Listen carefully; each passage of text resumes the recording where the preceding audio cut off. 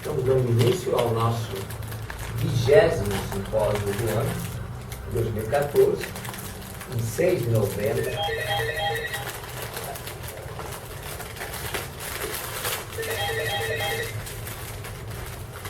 Pronto? Pois não, Chile.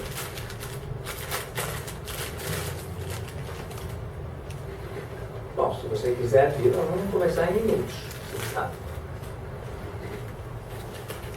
Então, tá bom. E da próxima, porque eu já estou iniciando, tá?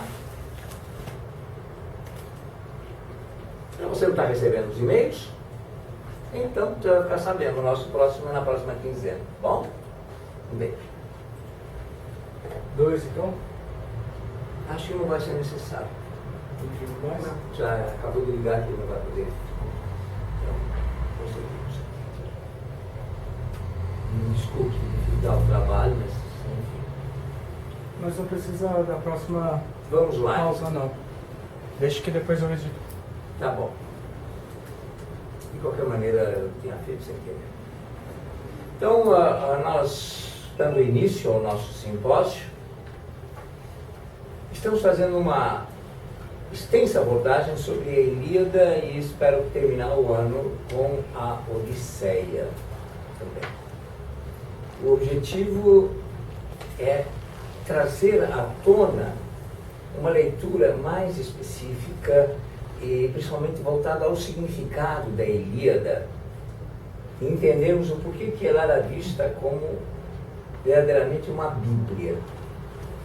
Ela não é um livro de literatura, não é um livro meramente épico, mas ela retrata toda a civilidade helênica no seu mais alto grau, no seu mais alto nível. A Ilíada nos espanta por diversas razões. Primeiro, pela sua estrutura,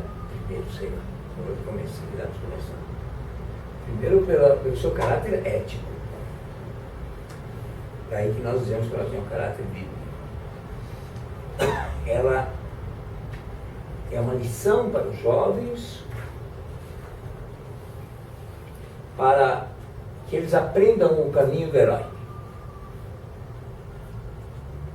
Não se esqueçam que estamos falando de uma civilização voltada para a educação de um homem excelência, voltada para arete. Arete é o conceito-chave da educação helênica. Ocorre que eles tinham perfeita consciência de como é árdua a conquista da arete e da excelência.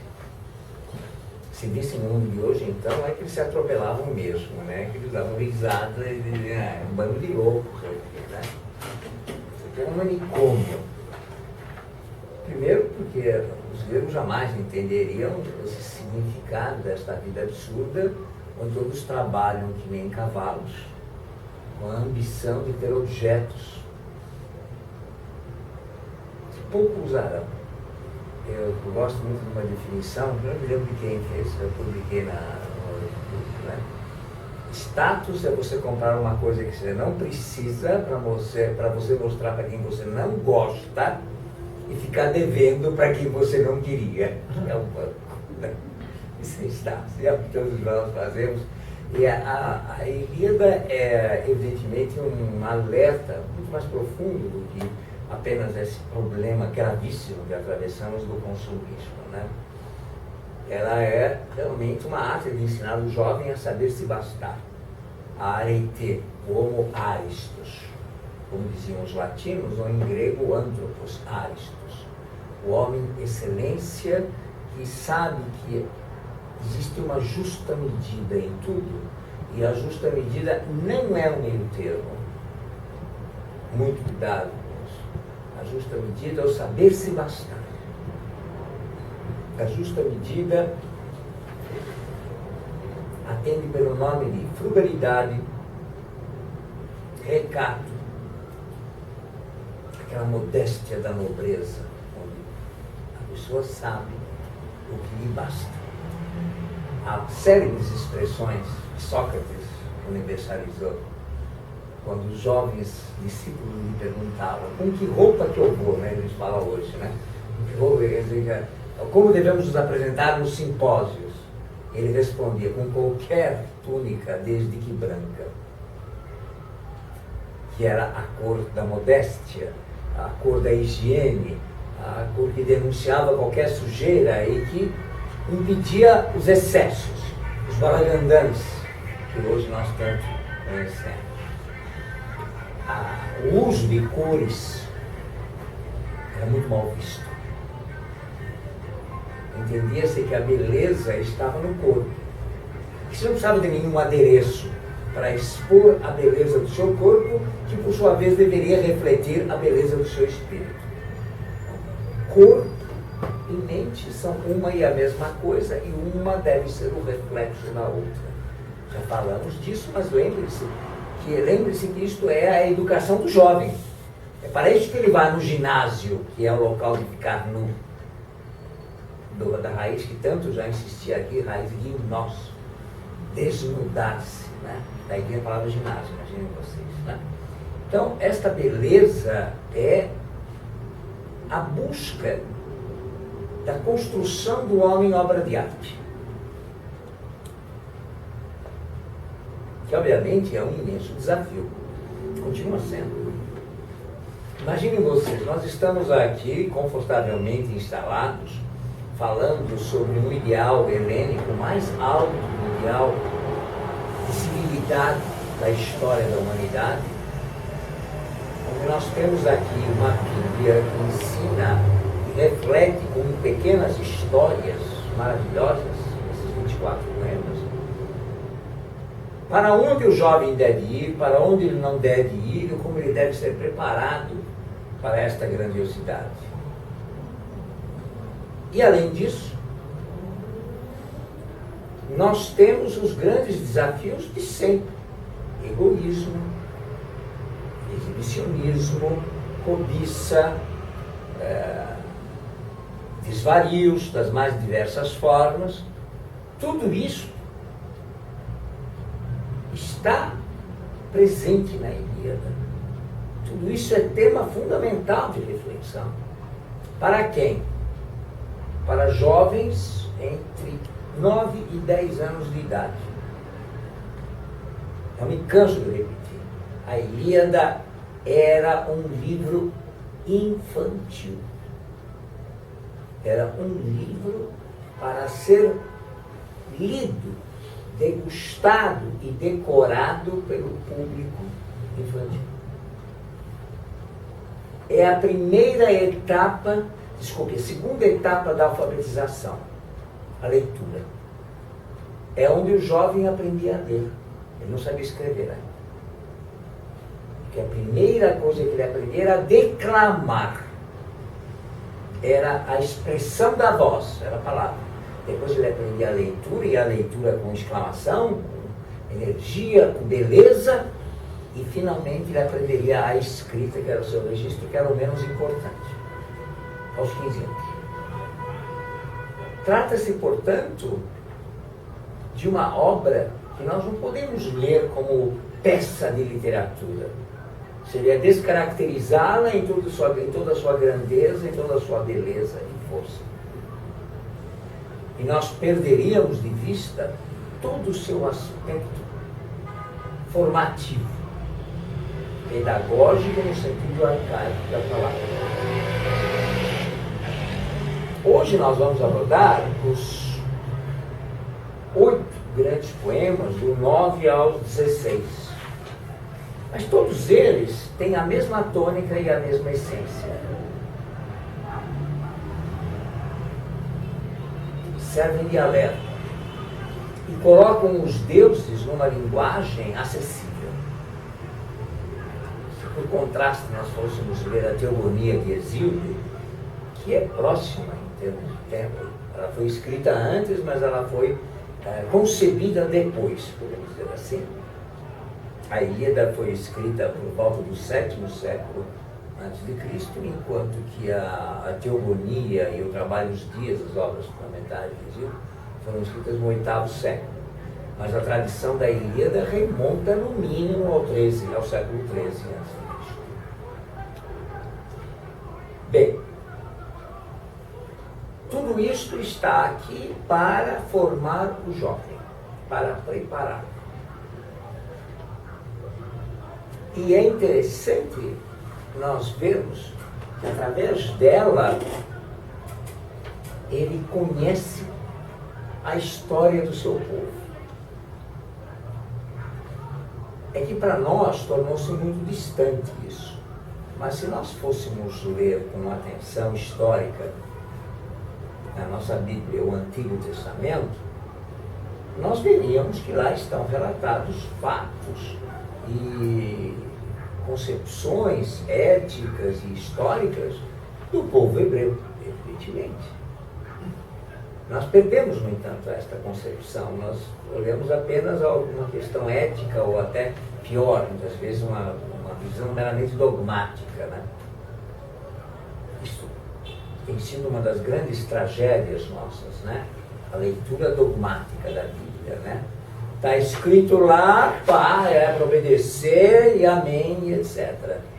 E a gente se esquece que tem um aspecto histórico e que vemos na Bíblia, às vezes, bobagens escandalosas. Como, por exemplo, aquele trecho, eu tenho ele anotado, agora não me lembro de cor, onde você pode ter um escravo que não seja do seu país vizinho. Aliás, não, acho que é pelo contrário, que você pode ter escravo desde que seja do país vizinho, você não pode ter escravo que não seja do país vizinho. Bom, eu vou aplicar a letra, porque você sabe que eu sou uma pessoa de uma fé profunda, né?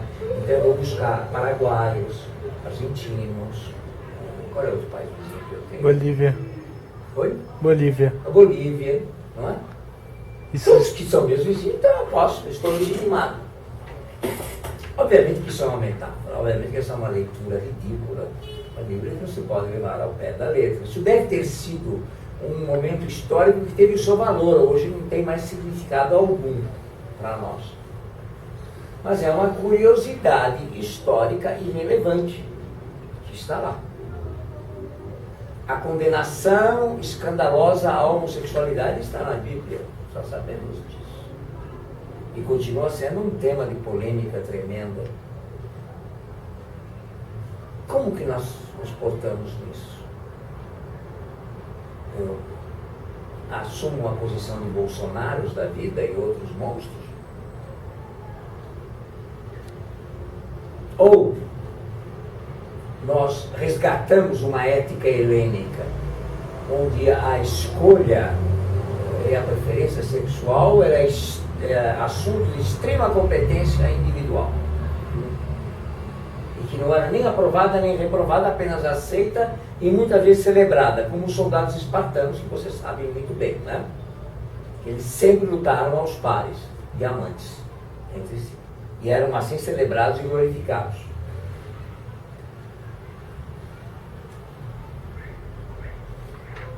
Ora, a Ilíada, neste sentido, não tem um caráter moralista. Ela tem um caráter ético, assim, do direito de ser. Todo o questionamento da Ilíada é uma reflexão sobre o direito de ser. E a ponderação ética só tem um vetor,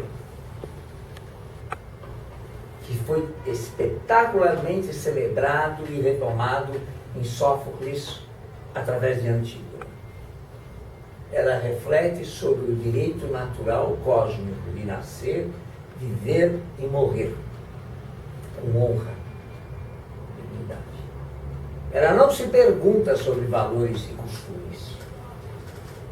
Ela se pergunta se você está se valendo do outro para se beneficiar ou não. Ela só se pergunta o que você está praticando, ou seja, a tua praxis.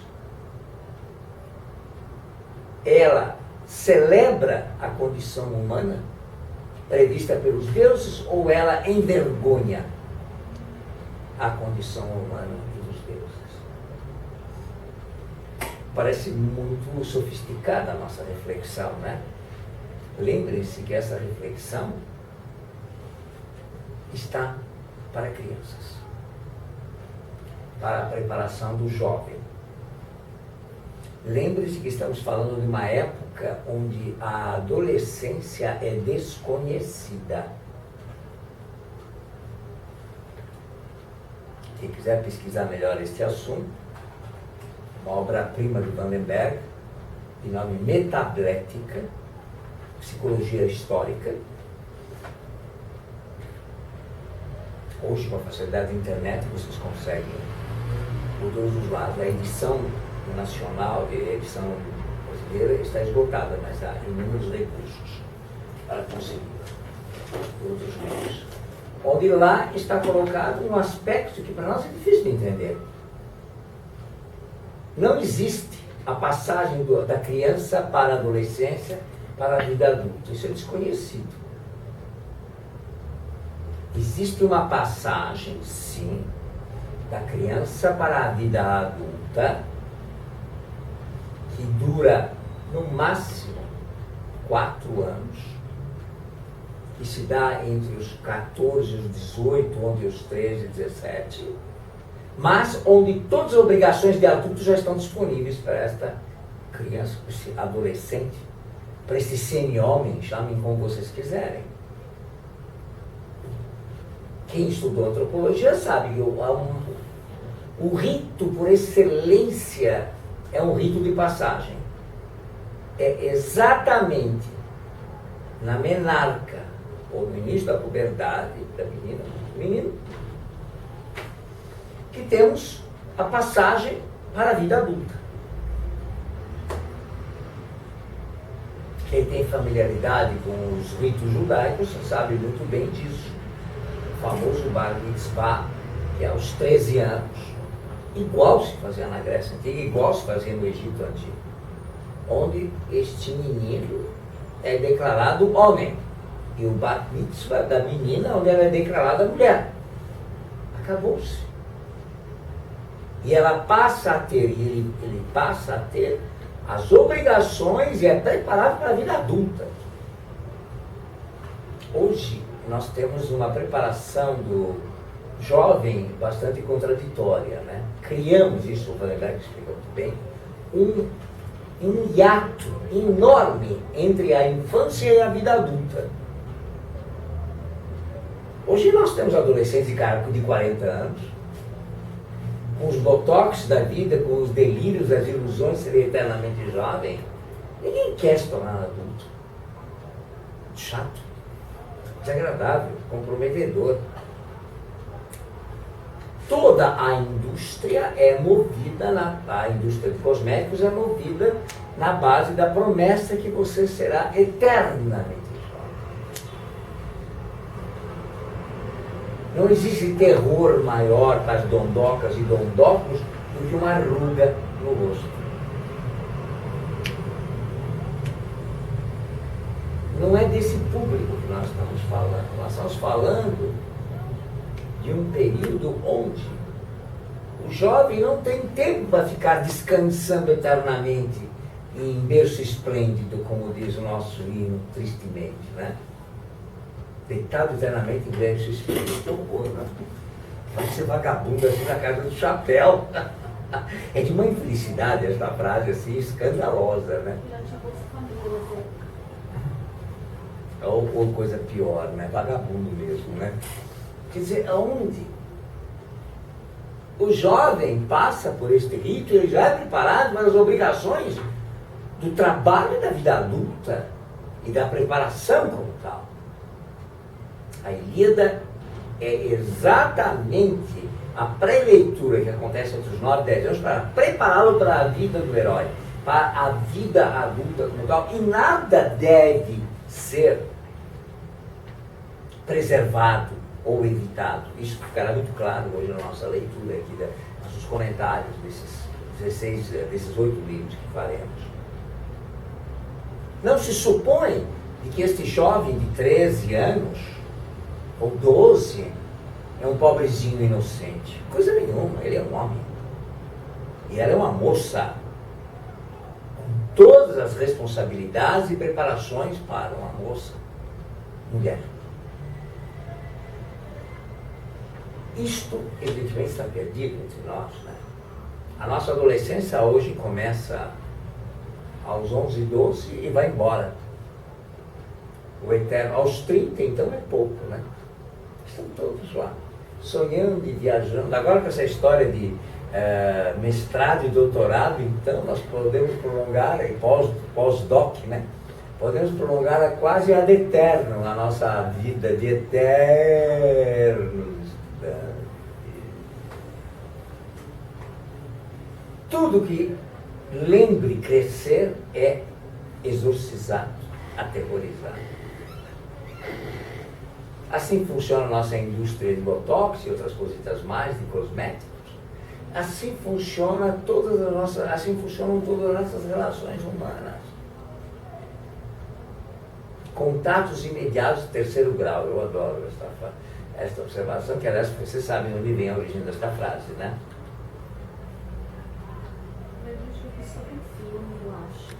Isso, ó, você vê, ela nem bem chegou no Brasil, ela ganhou meio ponto na nota. E vocês que são daqui. Não, mas isso é tão óbvio que a gente pensou que. Isso é desculpa de quem não ganhou. É o filme lá do terceiro grau. Quem é o autor? É o do Spielberg? Não, senhor. Não? Nem me respondeu você aprender. Ele que é um grande cinéfilo ainda por cima. François Truffaut. Rapaz, que é isso? Nota -meio para você. Tá vendo como é? Tem um filme dele que é. Algo parecido pode ser, mas não este. Este filme de 1973, vamos fazer então um breve intervalo, porque nosso amigo cinéfilo fracassou hoje. Ele deve estar louco para pular do meu pescoço, eu não ligue. Eu perdoo.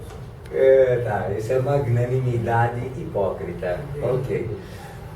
Em 1973, no auge da nossa querida revolução musical, o mundo da bossa nova foi internacionalizado e nós estávamos na época da Tropicália. Vocês, claro, são muito jovens, mas é possível pesquisar na internet e etc. Tínhamos ídolos como Chico Buarque. O seu ângulo de visão não está me pegando. Estou te voltando. Para, eu conheço. Como? Eu conheço, tem até fita cassete gravada lá. Eu sou jovem. Todos os meus amigos conhecem também. Sou jovem. Pois é, mas é uma mínima. Não, pior que não. Por favor. Caetano Veloso estava explodindo. Chico, Gil, Rita Lee, Mutantes. Chico Buarque, Mutantes. Foi um movimento cultural extraordinário. Gal Secos e Costa. Molhados. Eu tive um colega de faculdade que era um apaixonado por isso, era amicíssimo do nosso queridíssimo Ney Mato Grosso e era baterista do grupo Secos e Molhados. Rapaz de enorme talento musical e etc. Mas o que nós estamos assistindo nesta época? Músicas deslumbrantes como Sou Apenas um Rapaz Latino-Americano e outras obras-primas, uma verdadeira revolução musical.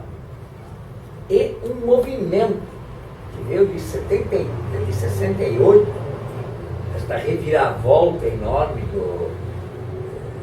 dessa contracultura, onde nós temos uma marca fundamental: o narcisismo. Christopher Lasch, um dos grandes sociólogos e antropólogos, não estou enganado, reflete sobre isso. Uma obra-prima da literatura desta época, que é sobre o narcisismo, justamente. Um dos capítulos é que o narcisismo é um dos males da nossa era. O narcisismo surge como a nova face desta tal contracultura. Depois da Revolução de Maio de 68, que acho que vocês estudaram e viram, em tantos livros, né, em tantas reflexões onde há uma tentativa de libertação dos costumes, tais como a repressão sexual e toda aquela coisa, né? Tanto é que a frase famosa vem de lá: sexo, drogas e rock and roll. Este é um mote, que não deu certo, obviamente, com esse hipismo, esse absurdo todo. E o que vem como consequência?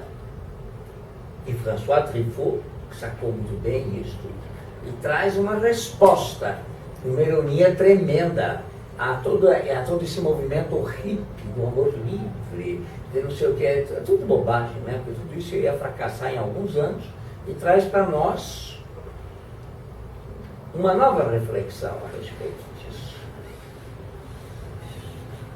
Então ele lança um filme que fará época, Contatos Imediatos de Terceiro Grau. Qual é o mote deste filme? Todas as relações humanas são ironizadas como superficiais, banais, rápidas, e o grande contato que agora precisamos buscar não é mais entre nós, mas é com seres outros mundos, outros planetas. Tanto é que o mote fundamental do filme é uma nave que chega e eles vêm. Quem aproveitou esse mote foi aquele, não lembro o nome, fez aquele ET, daí veio a expressão. Como é que era o nome daquele filme lá? O garoto com o ETzinho. Isso. Nessa sequência, quer dizer, o nosso grande desafio agora não é o conhecimento de si e do outro. Isso não importa. Importa mesmo é conhecer o extraterrestre. É muito grave isso, né? Quando nós estamos num barzinho qualquer, está todo mundo que nem vesgo no seu celular, e tem a moça está na sua frente, um amigo está do seu lado, ninguém enxerga, mas eu estou buscando, estou sozinho, estou buscando alguém, está na sua frente. A ironia é esta. A Ilíada, neste ponto, ela busca uma relação muito mais profunda. Ela reflete sobre o que são os deuses, como eles se portam e como eles devem servir de modelo para nós, e mesmo para um jovem que está aprendendo as relações com o seu mundo. E para isso ele não deve ser poupado. Ou seja, ele não deve ser visto como criança, ele deve ser visto como um adulto. Vejam só, dando sequência às nossas reflexões, nós abrimos com o 9º livro.